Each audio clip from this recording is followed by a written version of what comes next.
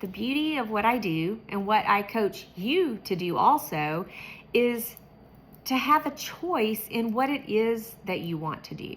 I don't want to be just a business coach. I am your life reimagine coach because I want you to reimagine your life to be what it is that you want. And how you are in one aspect of your life is typically how you are in all aspects of your life.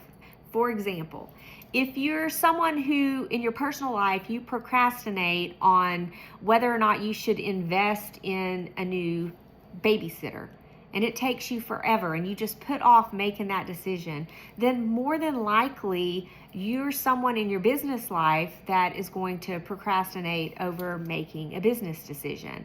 And you're going to kick that ball down the road and either lose the opportunity, or you're going to just keep kicking the ball down the road and never make the decision.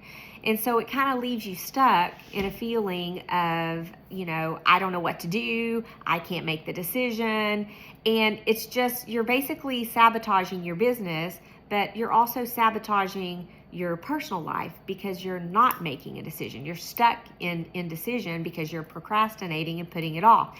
So that's what I mean by if you are one way in your business life, then more than likely you're going to be the same way in your personal life. So I like to coach you in all of it because it's all relative, right?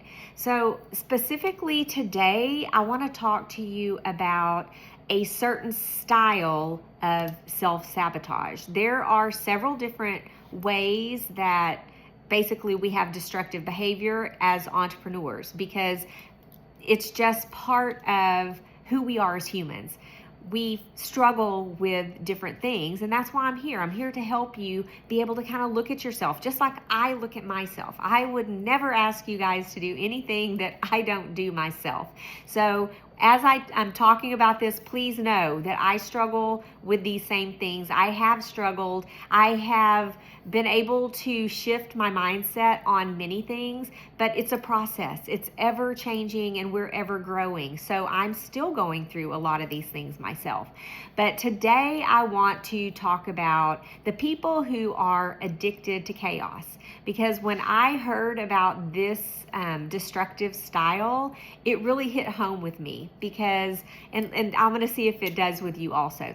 So I don't remember what the statistic is, but it's a very high percentage of entrepreneurs are people who grew up in a chaotic household. Whether or not you were a child that had to grow up really fast, and you knew when you got home from school that you had things that you had to take care of, like you were raising your siblings, you knew you had to prepare dinner because there was not going to be an adult there to do that for you. Or maybe you have soccer practice and you know that it's not always dependable that you're going to have a ride to soccer practice, so you're going to have to figure out how you're going to get yourself to your soccer practice. And these are things that, as children or as adults, we can look at the children and think, oh my goodness, that's a terrible thing that this child has to go through. But if you don't know any different, you're just in it, right? And it actually teaches you skills that help you as you grow up because you've kind of been in the trenches a bit, so you know how to solve problems.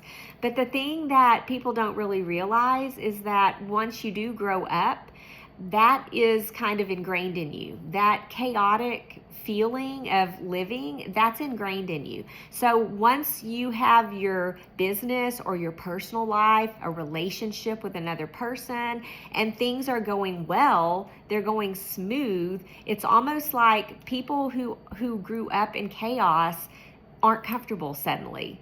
It's like we're more comfortable living in the chaos because that's what we're used to. So when that relationship is going really well, or the business is going really well, or like we're feeling really good about ourselves, suddenly we need to create the chaos so that it feels normal for us, right? Does that make sense? When I heard that, I was like, wow, like this is really hitting home with me. And we can change it because, again, with awareness, we can change anything. So I bring it up to you because is this you? Are you someone who is self-sabotaging yourself, your business, your relationship, your family life, your relationship with yourself? And I say that in a context of maybe you're trying to lose weight and you do really well for a while, and then suddenly it's like, oh, it's feeling really comfortable and I'm feeling really good about this, and suddenly you're like sabotaging yourself. Like you start eating again or you stop exercising. Maybe you're in a relationship that's going really well and then suddenly you're like, nope, it's got to end. Can't deal with this. It's too good. Maybe you're not telling yourself it's too good. Maybe you start nitpicking, like they do this or they do that or they didn't do this, and suddenly you're creating a problem that was never actually there because it's comfortable for you. So I wanted to share that with you today because recognize it. Look at yourself. Just take that long, hard look at yourself in the mirror. And if that was you as a child growing up with, parents, maybe it wasn't that you were home alone. Maybe it's just your parents were chaotic. Maybe they didn't get along. Maybe you just had a lot of stress in your household. Maybe you have a large family and there were tons of kids. Just, the parents were being stretched different directions and you just were left kind of fending for yourself, and you just got used to the chaos. Look at your life now, whether it's raising grandchildren. Are we creating problems in our life somewhere because things are going too smooth, because they're going too well? I hope this helped.